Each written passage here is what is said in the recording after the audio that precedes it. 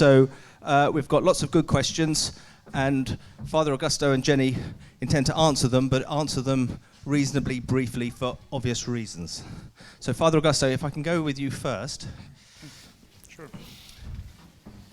It's a question. It's for us going back to our parishes, really. How in our parishes can we persuade people that caring for our common home and campaigning for it is at the heart of Christian life, not an optional extra for the few?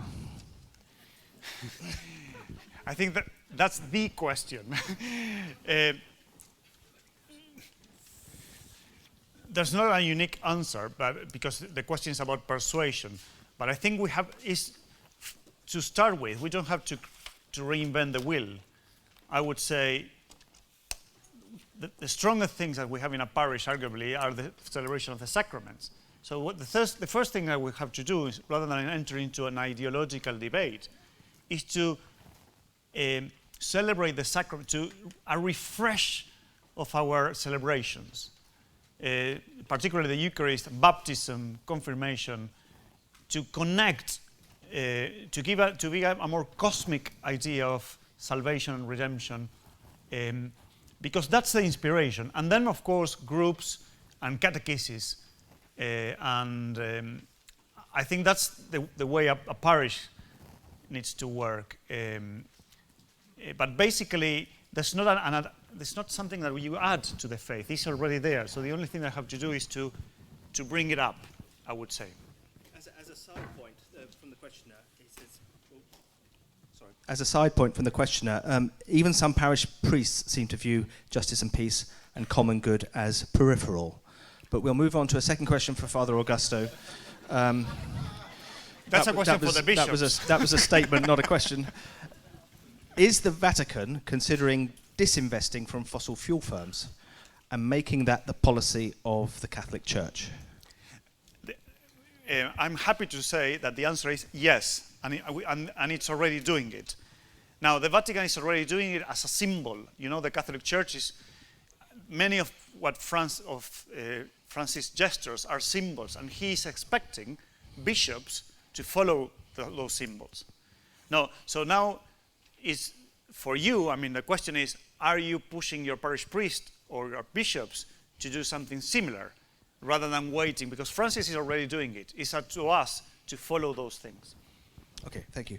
And just a final question for Augusto. Does Catholic social teaching need to be updated, revised, to embrace ecology, rights of women, and appreciation of the world's financial system? Yeah, no, that's a good question. Catholic social teaching is not a static teaching. It's not a dogma. So you see, Immaculate Conception, that's it. And then Catholic social teaching is, if you think about the methodology I try to explain, it changes because the world changes, and then what we see is differently, and then we have to judge differently and act differently. So it's always on the move. Now, in terms of financial system, the previous encyclical, the social encyclical, was Caritas in Veritate, and it was written just immediately after the financial crisis. So it's about all the financial issues. So the Pope doesn't need to repeat everything that Pope Benedict said.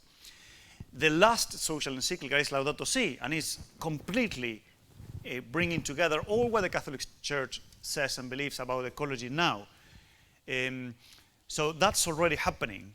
What I think it needs an update, and we have to admit that we are not very strong on that, is the rights of women. Not just the rights of women, but the position of women in this church, to start with. And the position of women also in terms of social issues. The majority of the poor in the world, if you take the poor as a block, the majority of that block are women. So when you think about development, and that's the experience that we have in CAFOD, it's very important that every single project has that in mind. And also there's a lot of cultural things about the disempowerment of women. So in that sense, I think the Catholic social teaching, yes, we need an upgrade. But that we are moving towards very slowly. Laudato Si, if you notice, Laudato Si is the first papal encyclical that it's always saying he or she, just to start, for example. And so we are moving very slowly, but I have a lot of hope, especially because there are lots of movements of Catholic women and theologians that are helping us in that regard. But yes, in that sense, we need an upgrade. Okay, thank you. Just a couple of more suggestions from the floor. One, a program of sermons in parishes for the year, one chapter on Laudato Si every 2 months, and in our schools, 1 hour dedicated to Catholic social teaching every fortnight, not directly Ofsted dominated. So, thank you, Father Augusto. The first question for Jenny. It's a question or a suggestion? It's a question. No, again, good news. Schools are doing very, very good things. And I can tell you this, the experience of Catholic schools is absolutely fantastic. Most Catholic schools are really, really good, far better than parishes in terms of Laudato Si. If you ask any child that goes to a Catholic school, they know what Laudato Si is, they know how to link faith and ecological conversion and care. Parishes, very, very low. But yes, we need something more, but again, you cannot wait until the priests do something, because we don't have time. We need to start with or despite the priests. Okay, thank you, Father Guest. First question for Jenny, and there's a poster over here, and on it, in Union Jack lettering, is British values, and it says on the notice board about this poster, should we be teaching or promoting human values rather than British values? I'm not so opposed to the idea of British values. I am opposed to the idea of them being imposed, but I like the idea of people discussing what they are, and I don't think we should be apologetic for our identity as being British. So I think that if schools are engaging with ideas about what that means, I think that's healthy. There are an awful lot of different groups sort of vying for attention in this space, particularly the humanists, the atheist agenda, multi-faith pressure groups and so on, all jockeying for position into what should be British values. It's very confused. There isn't very good leadership in that space. There are some commissions going on. So there was the Commission on Religion and Belief in Public Life, the Coreb Commission, just over a year and a half ago. That was pretty poor and poorly received. There's one on teaching RE at the moment, which is also looking at British values. There's a lot of work going on in this space. So in a sense, it's a discussion that needs to happen. Like, who are we and what do we really value? And in that space, the church, and particularly the laity, need to be a very strong voice. So the sorts of values that I was talking about earlier, the ones that we map out against Catholic social teaching, and the sort of softer values like love, relationships, family and community and so on, that we know really well. These are in our DNA. We mustn't assume that everyone in the country has been raised with these things. Very sadly, lots of children are raised in families now that don't know what dignity is, don't know what empathy is, don't know what compassion is. We live in a bubble. We live in this church bubble, and we're all given great nourishment every week and through the week and through our daily lives. But a lot of people now, especially as some schools are not required to teach RE, some children are not exposed to these things at all. So I think we should be involved in this discussion about what British values are, but I wouldn't shy away from the term British. And I think you touched on this next question. I think you may have touched on it with part of that answer. To move from maintenance to mission, does the need of the church to reach out to all, in all forms of poverty, require a new model where the laity are empowered by sharing in the ministry of Christ to make him known more fully? I agree with the questioner. The point behind the question is absolutely right. And Pope Francis is encouraging us to do that. In Evangelii Gaudium, he's saying everyone is a missionary disciple. And what he means by that is that we should all be basically doing what he's doing. And he led with action, didn't he? The first things he did were very clear to the whole world. So it's really incumbent on all of us to integrate our faith with all our life 7 days a week. And I think that some of the sort of agitating groups for the power of the laity in the church sadly have kind of got the bishops' backs up a bit. You know, I think they need to realise that the Catholic Church changes very slowly, and if you want change to take place, you've got to make friends first and not sort of be carping and resentful, and understand that, you know, within the clergy they have a lot of pressures on them and a lot of demands, and perhaps their confidence can be built by the laity, you know, telling stories of this is how we can take responsibility, for example, you know, take more responsibility. There are models. There are certain parishes, there are certain dioceses that are doing this more than others. What comes to mind, for example, is in the Liverpool Archdiocese, I remember Archbishop Kelly, you know, brought in funerals being taken by the laity, for example. But I mean, there are many other things, and some of the things that I listed in my talk about the activities that the laity are getting involved with. That's across all denominations. We can learn from other church traditions. So, for example, in the evangelical churches, their laity are so much more involved. They are delivering community support in a whole range of ways that are listed, really engaging with their local neighbourhoods. The Catholic Church could do that too. I just wanted to add the question to Father Augusto just now about Catholic social teaching in parishes. Just to let you know, there is a new resource which is fantastic, called Love in Action. And if you go to a website called stepforwardinlove.org, you will find free resources, a full parish formation program, 6-week formation program. All the resources have been created, beautifully done. It was commissioned by Caritas Social Action Network and it's been piloted by Caritas Westminster, but it's intended for the whole church. It's been piloted very successfully. Includes things like you were mentioning, you know, say a principle, Catholic social teaching principle every week. All the materials around that, homily content, linking it in with the local school, includes a parish mapping exercise, it includes an intensive workshop in Catholic social teaching.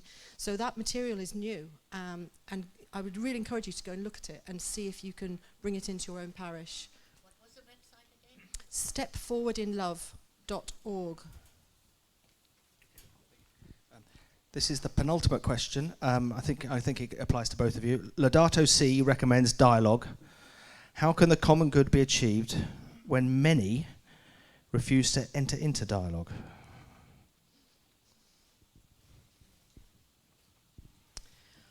Well, you can always tell someone that won't enter into dialogue because they usually leave the room before the conversation started, or they close it down with some kind of statement that makes the other person feel inhibited. There's a lot of this going on, particularly in universities, a lot of identity politics among young people, sort of grandstanding. You know, if you don't agree with me, you must be against me. All around, wrapped up in a strange idea of identity, and it's a really big problem.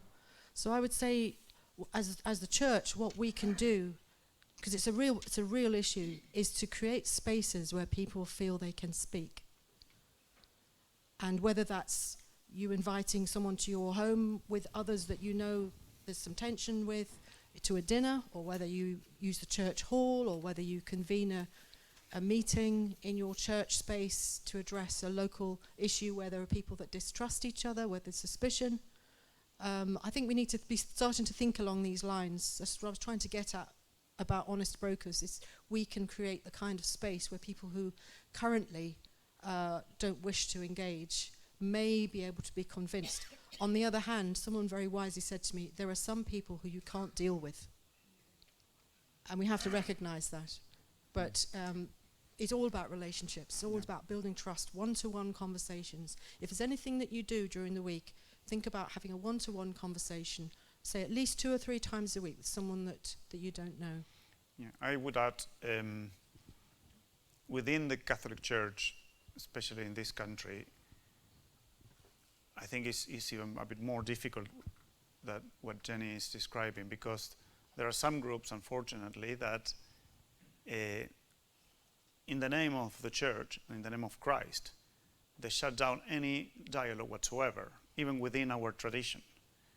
And so in that sense, I would say, as in the scriptures say we need to be wise also. In dialogue we need to be wise, because there are some people, it's not that they don't want to dialogue because they just turn around and go out. It's because they come with a statement and they don't want to move from that statement. But that's not very evangelical. So being wise is also not just detecting, well, who are the people who we really cannot, but also there are different ways of dialoguing. I mean, Francis is encouraging us to use more scriptures in this sense, to use stories, to use art, to use narratives.